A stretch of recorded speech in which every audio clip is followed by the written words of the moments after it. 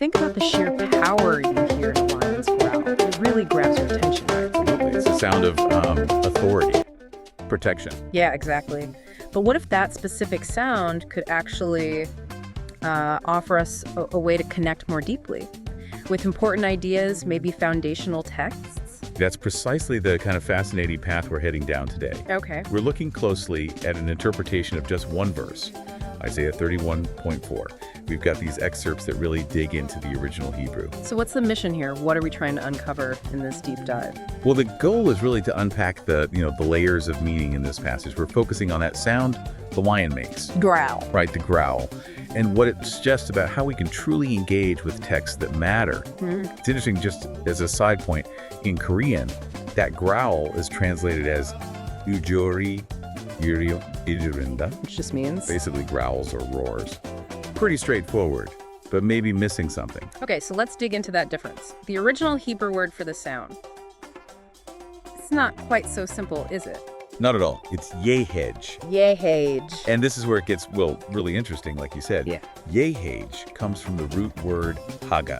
Haga. And that doesn't just mean growl, does it? It's got a much richer meaning. That's the key. Haga actually signifies meditation. Meditation, like calm contemplation. Well, yes and no. Not really in a passive sense.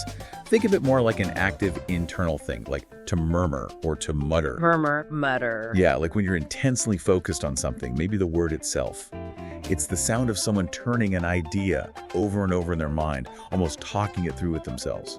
Ah, okay. So the first big idea here is that deep engagement isn't just like passively receiving information. Exactly. It's an active internal murmuring. You're constantly turning it over in your mind. And the text itself gives us a picture for this, right? The lion with its prey. A really powerful image, yeah. The lion has a firm grip on its prey. It's not just looking at it. It owns it. Right.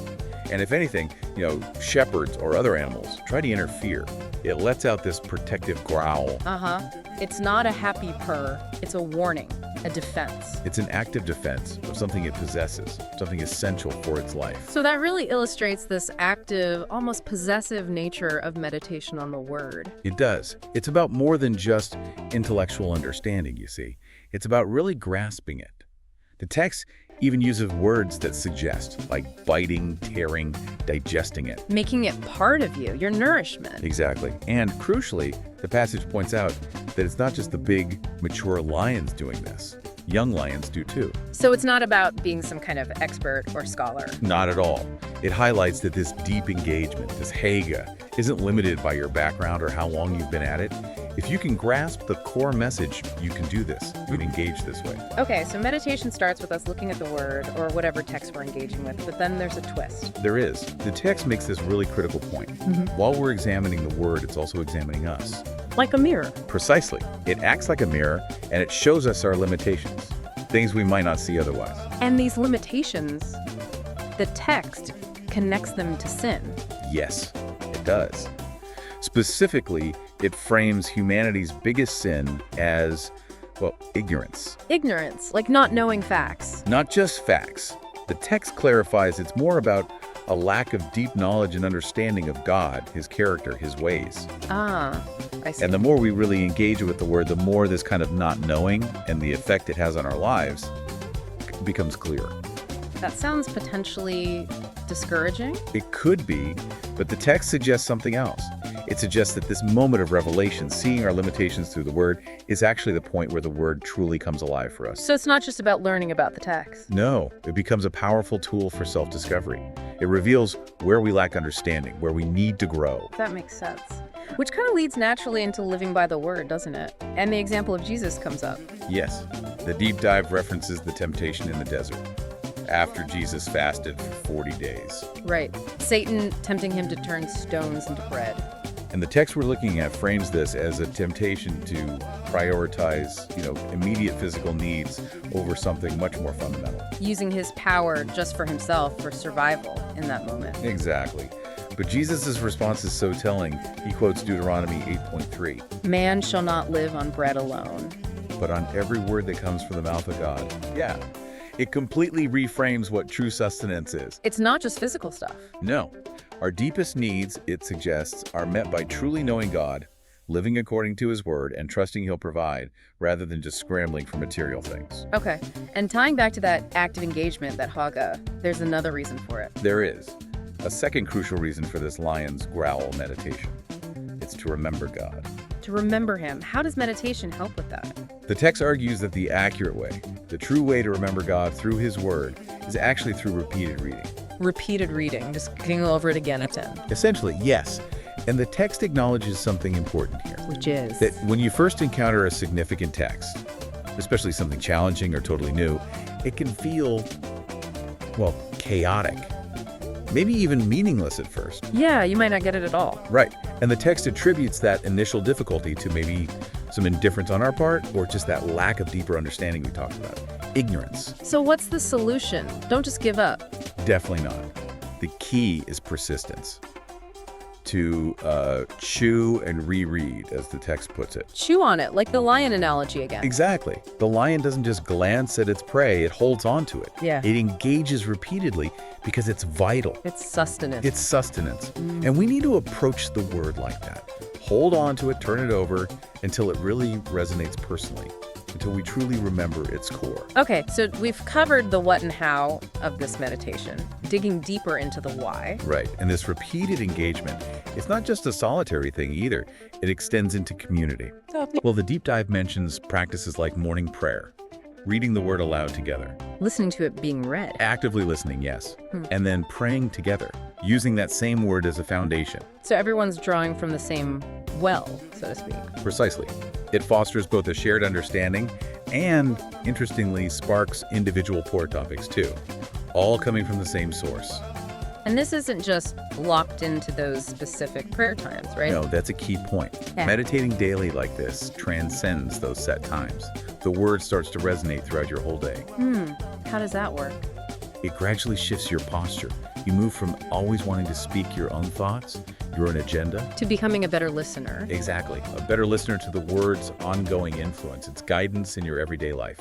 And this listening, this actually hearing, and then crucially obeying what the word reveals, Yeah. that's transformative. That's what's presented, yes. It leads toward a life characterized by blessing.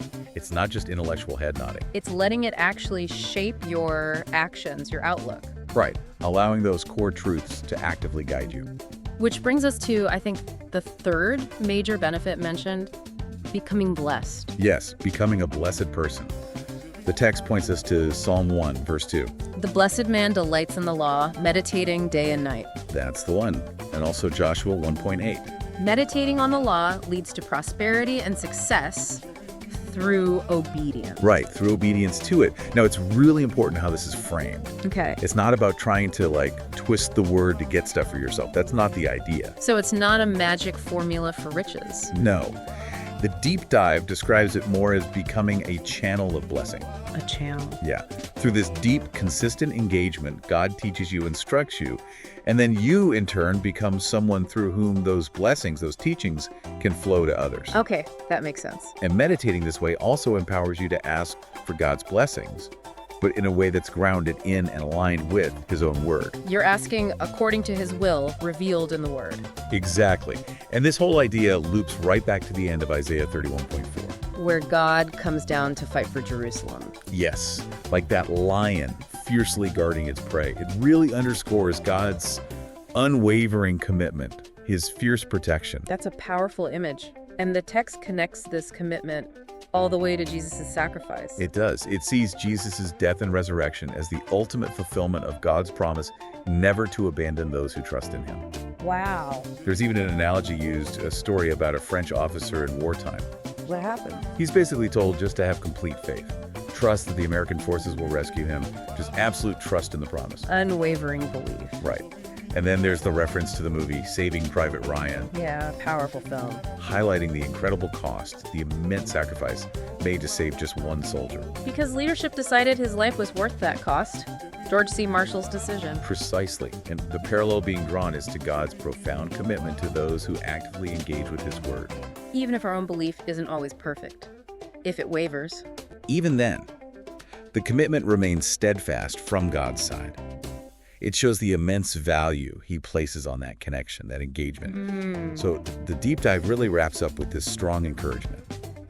Make meditating on the word a priority, especially maybe at the start of the day. Setting the tone. Yeah, exactly, expressing this belief, this hope that if you diligently engage, you'll receive the grace, the strength to actually live according to it each day. So wow, that simple sound, a lion's growl in one verse, Isaiah 31.4, it really opens up this whole understanding. It does. A profound way to think about engaging with foundational texts. It's not casual reading. No, it's this possessive, repeated contemplation, this haga. Right, and it reveals things about ourselves. It reminds us of core truths and actually has the power to shape how we live. It really makes you think. It definitely does. And maybe it raises a question for you listening right now. Okay. Consider this. What might happen if you consistently dedicated time to this kind of active meditating, this grasping, this repeated engagement on a piece of writing that's significant to you? Could be a religious text, could be philosophy. And something deeply personal, yeah. How might doing that reveal new layers of meaning? How could it influence your daily life, your understanding of yourself, of the world? What pray? Wow. What important idea or text might you be overlooking? Exactly. What deserves that kind of focused, repeated, lion-like attention in your life?